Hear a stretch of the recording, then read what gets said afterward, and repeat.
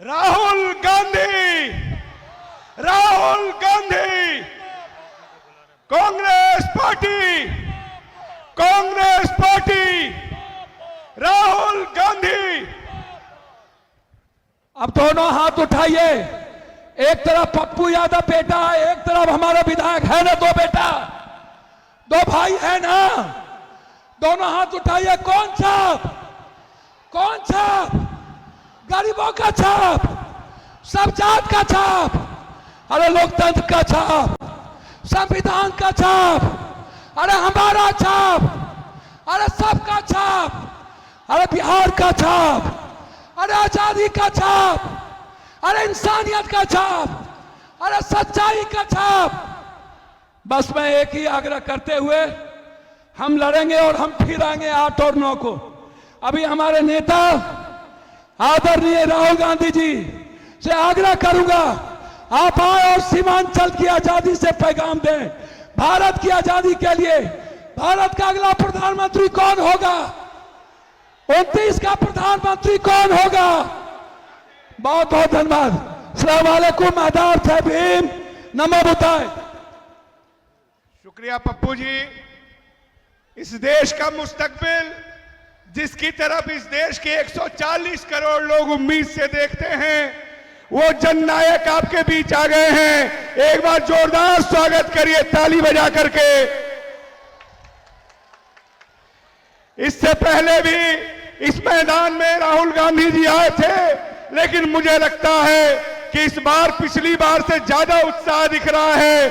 आप तैयार हैं बिहार बदलने के लिए? जोर से बोलिए, कांग्रेस पार्टी, राहुल गांधी, हाथ छाप।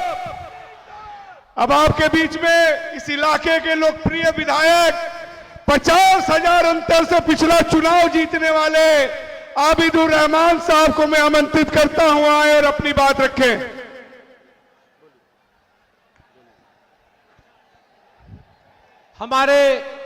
हमारे जननायक राहुल गांधी जी मोहब्बत का पैगाम लेकर आ चुके हैं। हमारा ये कर्तव्य है, मैं उन्हें दिल से स्वागत करूं अररिया वासियों के लिए। और ये हमारे मंच पर बैठे सम्मानित मंच हमारे भाई पप्पू यादव जी और हमारे नेता अल्लाह बेरो जी, शाहनवाज साहब, सम्मानित हमारे बाहर से आए हुए सभी हमारे सम्मानित नेता, और हमारा आवाम जो हमारे सामने बैठा है, ये हमारा भाई। और यही कहना है, हमारे लोग आपके साथ हैं। ये इलाका, जननायक जी, ये इलाका हमेशा आपके दादी के टाइम से ये इलाका आपका रहा है।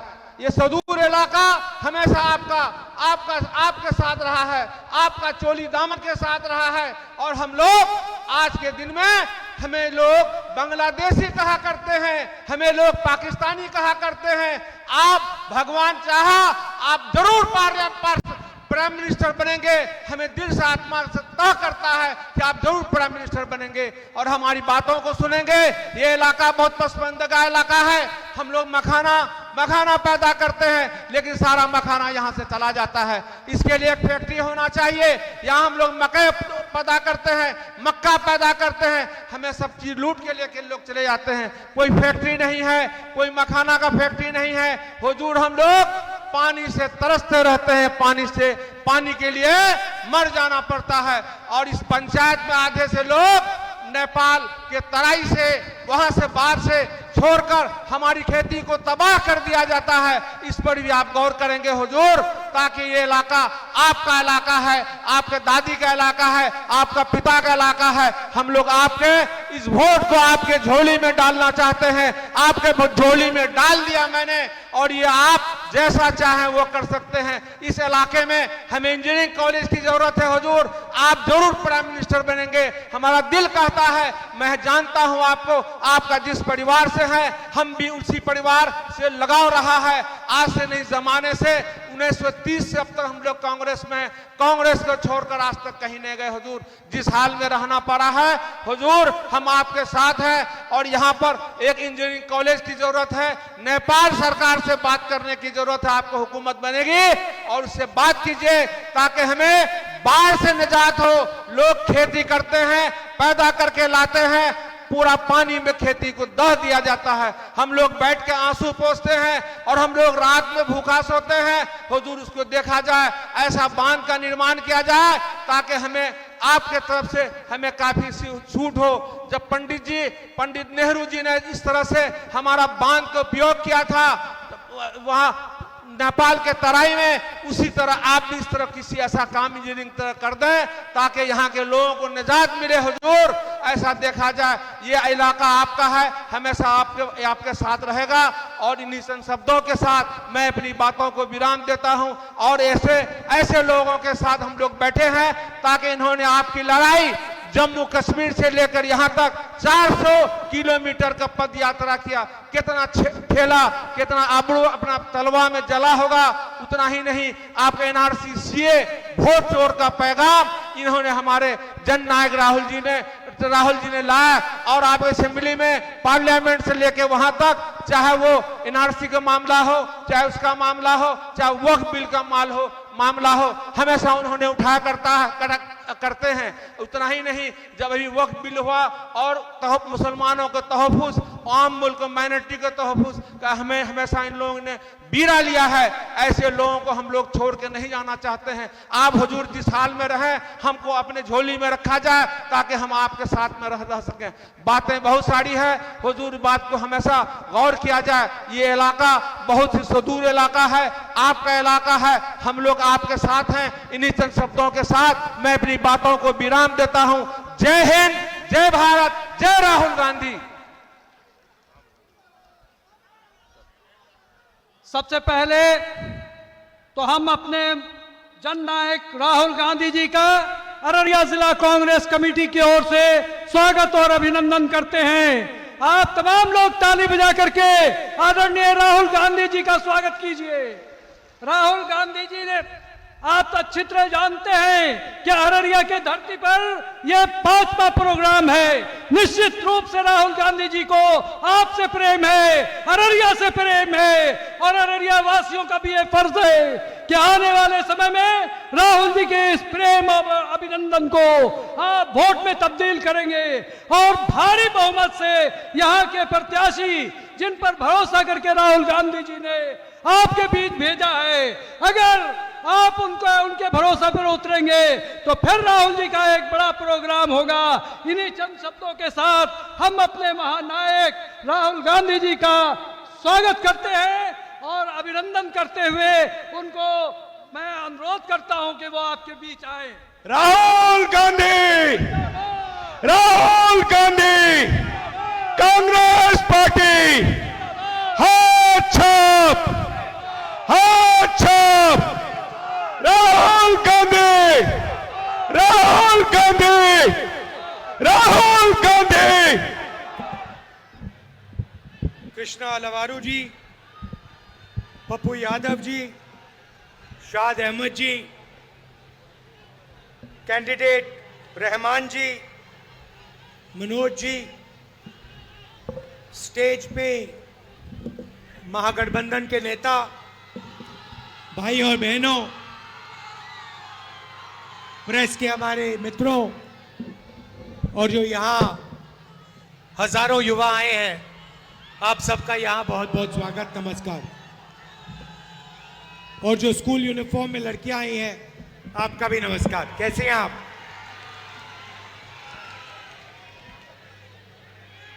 मैं बिहार के युवाओं से एक सवाल पूछना चाहता हूं। जहां भी मैं जाता हूं, हर प्रदेश में, हर डिस्ट्रिक्ट में मेरे टूर लगते हैं। जहां भी मैं जाता हूं मुझे बिहार के युवा मिलते हैं। हैदराबाद, बेंगलोर, मुंबई, लद्दाख, अरुणाचल, असम, हर प्रदेश में, हर डिस्ट्रिक्ट में बिहार के युवा मिलते हैं। मजदूरी करते हुए मिलते हैं। लद्दाख में मैं गया बर्फ थी, सर्दी का मौसम, फटी हुई शर्ट पहने बिहार से लोग सड़क बना रहे थे। मुंबई में पुल बनता है, फ्लाईओवर बनता है, आप बनाते हो। दिल्ली में कॉलेज, यूनिवर्सिटी, सड़क आप बनाते हो। दुबई तक आपने शहर बनाए हैं। चमकता हुआ 21वीं सदी का शहर दुबई जैसा बिहार की मेहनत के बिना नहीं बन सकता है। मैं आपसे पूछना चाहता हूं, जब बिहार के बारे में लोगों से पूछा जाता है, महाराष्ट्र के लोगों से पूछा जाता है, पंजाब के लोगों से पूछा जाता है, तो वो कहते हैं बिहार के लोग मजदूरी करते हैं। क्या आप मजदूरी करने से खुश हो? क्या आप मजदूरी करना चाहते हो? क्या बिहार का भविष्य हिंदुस्तान के मजदूर बनने का है क्या? आपने अपने आप से कभी पूछा कि आपके कर्मठ युवा, होशियार युवा, मेहनती युवा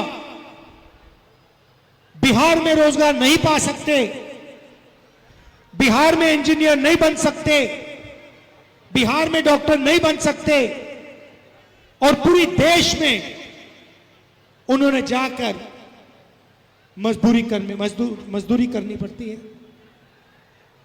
यह आपको शोभा नहीं देता। यह वही प्रदेश है जहां नालंदा यूनिवर्सिटी हुआ करती थी।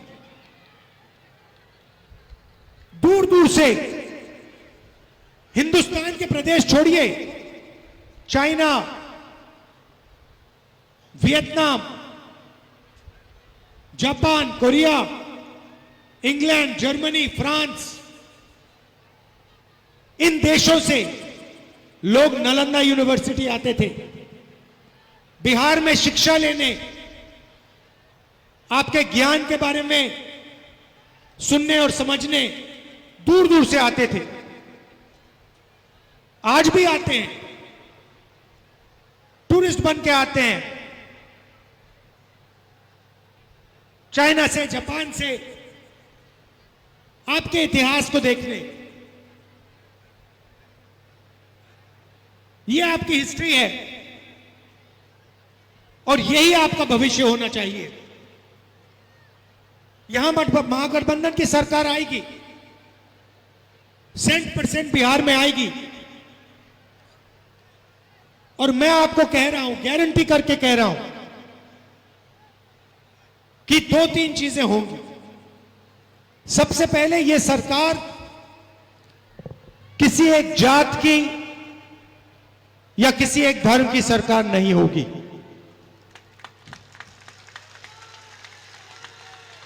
ये दलित, महादलित, पिछड़ा, अति पिछड़ा, अल्पसंख्यक, गरीब, जनरल कास्ट, सबकी सरकार होगी, और इस सरकार में सबकी आवाज सुनाई देगी और सबकी इंटरेस्ट की रक्षा होगी। कांग्रेस पार्टी का और महागठबंधन का यह लक्ष्य। दूसरी बात, इसका फोकस रोजगार दिलवाने पे होगा, शिक्षा और स्वास्थ्य की बात करने पे होगा, सरकारी कॉलेज, सरकारी यूनिवर्सिटियां, सरकारी स्कूल, हाई क्वालिटी के सरकारी स्कूल, इंग्लिश मीडियम के सरकारी स्कूल बिहार में हम खोलने का काम करेंगे। हम नहीं चाहते कि आप अपने जेब से शिक्षा के लिए, कॉलेज, यूनिवर्सिटी के लिए लाखों रुपए दें। और मेरी एक पर्सनल गारंटी है, और मैं आपको ये कह रहा हूं, ये मेरा वायदा है, जिस दिन हिंदुस्तान में इंडिया गठबंधन की सरकार बनेगी, जो समय आने वाला है,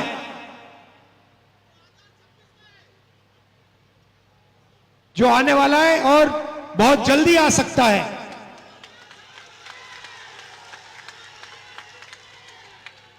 हमारी गारंटी है कि दुनिया की सबसे बेहतरीन यूनिवर्सिटी, नालंदा यूनिवर्सिटी जैसी यूनिवर्सिटी हम बिहार में खोलेंगे। पूरी दुनिया से लोग आएंगे, जापान, चाइना, कोरिया, सिंगापुर, सब जगह से लोग आएंगे, बिहार में शिक्षा लेने के लिए आएंगे। बिहार में जो टूरिस्ट सर्किट है, उसको हम बिहार की जनता से जोड़ने का काम करेंगे कि टूरिज्म का पूरा फायदा बिहार के युवाओं को मिले। नए होटल खुले, नए रेस्टोरेंट खुले और लाखों युवाओं को टूरिज्म से फायदा मिले। हमारा फोकस भाई और बहनों रोजगार पे होगा। मैंने पिछली मीटिंग में कहा कि यहां मखाना उगाया जाता है, मगर जो मेहनत करता है उसको मखाना में से कोई पैसा नहीं मिलता, कम से कम पैसा मिलता है, बिचौलियों को पैसा मिलता है। मखाना अमेरिका में बहुत महंगा बिकता है। हम चाहते हैं कि जो लोग मखाने को उगाने में अपनी मेहनत देते हैं, खून पसीना देते हैं, मखाने का फायदा उनको मिले। और इसके लिए बिहार की सरकार, महागठबंधन की सरकार, बिहार में फूड प्रोसेसिंग, पैकेजिंग और कोल्ड चेन दिलवाने का काम करेगी। भाई और बहनों, नरेंद्र मोदी जी सिर्फ नफरत बांटना जानते हैं। उनके दिल में नफरत भरी हुई है और वो सिर्फ नफरत बांटना जानते हैं। हिंदुस्तान की जनता को, भाइयों को एक दूसरे से लड़ाने का काम करते हैं, एक धर्म को दूसरे धर्म से लड़ाते हैं, एक जात को दूसरी जात से लड़ाते हैं, मगर उनका लक्ष्य अदानी और अंबानी को फायदे पहुंचाने का है। जो भी वो करते हैं भाई और बहनों, अदानी के फायदे के लिए, अंबानी के फायदे के लिए। नीतीश कुमार जी ने मिलकर उनके साथ सरकार बनाई है।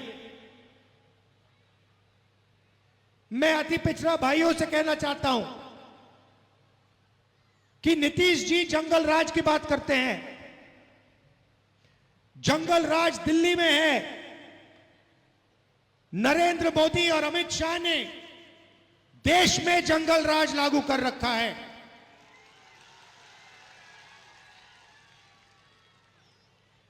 ED, CBI, income tax department का राज, धमकी का राज, नफरत का राज, किसानों से उनका हक छीनने वाला राज, मजदूरों को कुचलने वाला राज, नोटबंदी वाला राज, गलत जीएसटी वाला राज, बेरोजगारी वाला राज।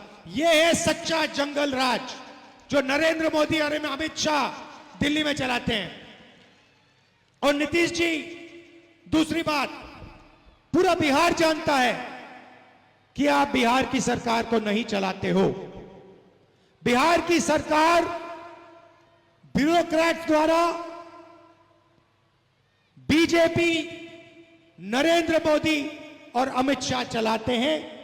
और बिहार की सरकार ना अति पिछड़ों के लिए काम करती है, ना दलितों के लिए, ना अल्पसंख्यकों के लिए, न गरीब जनरल कास्ट के लिए बिहार की सरकार अदानी जी को 1 रुपए में 1 एकड़ जमीन देने का काम करती है। अमित शाह जी ने कहा कि बिहार में उद्योग के लिए जमीन नहीं है। बिहार में उद्योग के लिए जमीन नहीं है, मगर बिहार में अदानी के लिए 1 रुपए एकड़ जमीन जितनी भी चाहिए उसको है। भाई और बहनों, कल मैंने दिल्ली में प्रेजेंटेशन किया। पता नहीं आपने देखा नहीं देखा? देखा? आपने देखा कि हरियाणा में वोट चोर गद्दी छोड़। आपने देखा कि हरियाणा की वोटिंग लिस्ट में ब्राजील की एक महिला का नाम है, 22 बार उसका वोटर लिस्ट में नाम आता है। एक महिला 100 बार वोट देने का काम करती है, दूसरी महिला का नाम 200 बार 2 पोलिंग बूथ में आता है। लाखों लोगों का पता नहीं है कहां रहते हैं, कहां नहीं रहते हैं। बीजेपी के वोटर उत्तर प्रदेश से भी हरियाणा में वोट करते हैं। बीजेपी के नेता, उत्तर प्रदेश के नेता हरियाणा में भी वोट कर रहे हैं, उत्तर प्रदेश में भी वोट कर रहे हैं। भाई और बहनों, महाराष्ट्र की सरकार वोट चोरी की, बिहार की सरकार वोट चोरी की, मध्य प्रदेश, छत्तीसगढ़ की सरकार वोट चोरी की। अब बिहार की सरकार को भी ये चोरी करने की कोशिश कर रहे हैं। भाई और बहनों, आपकी जिम्मेदारी है, हम सब की जिम्मेदारी है कि ये बिहार की सरकार को चोरी ना कर पाए। बिहार की जनता किसी से नहीं डरती। बिहार की जनता को नहीं दबाया जा सकता, कभी नहीं दबाया है, कोई नहीं दबा पाएगा। बिहार की जनता मजबूत जनता है, होशियार जनता है, डरती नहीं है। भाई और बहनों, ये वोट चोरी करने की कोशिश करेंगे, ये गलत लिस्ट, वोटर लिस्ट लाएंगे, ये एक व्यक्ति को 2, 3, 4, 5, 10 बार वोट देने की कोशिश करेंगे। आपकी जिम्मेदारी है पोलिंग बूथ पर, गांव में, शहरों में इनको रोकने का काम आपको करना पड़ेगा। करोगे?